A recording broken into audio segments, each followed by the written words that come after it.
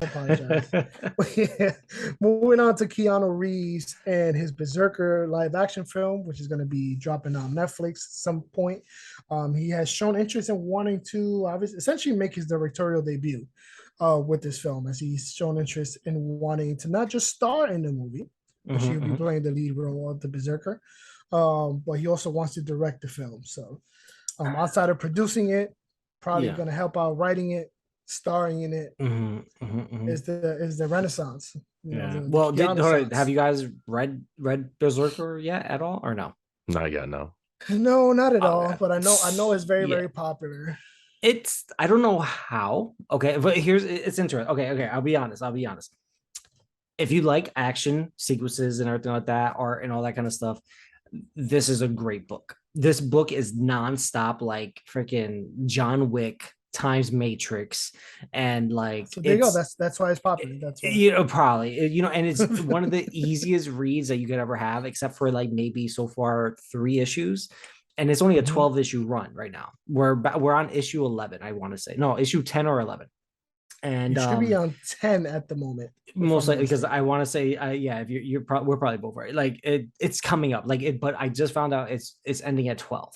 So there's only so much story, so I don't see how it's going to be like I guess as a Netflix movie, sure, you know what I mean, but it's just action. That's really all it is. And the story is, there's some interesting points here and there, but right, there's not. I feel like I think it just needs to finish first before they jump the gun.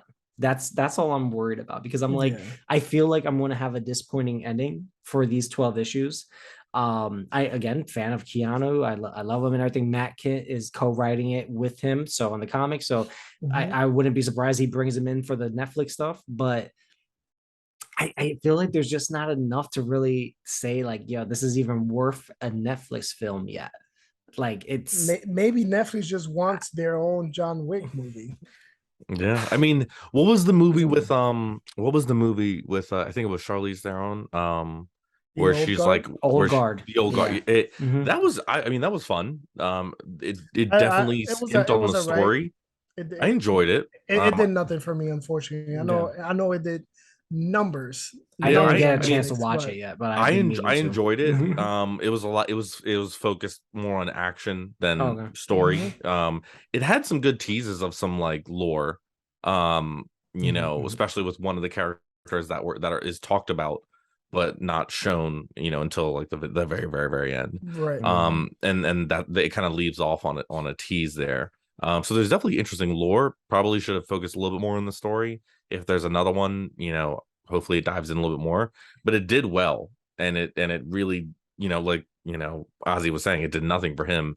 I enjoyed it. I'm not gonna scream at the mountaintops for people to watch it, but do something like that plus the name of Keanu Reeves and a book that's pretty popular at the moment. I mean, it's a pretty easy numbers game for Netflix. Fair enough. Fair enough.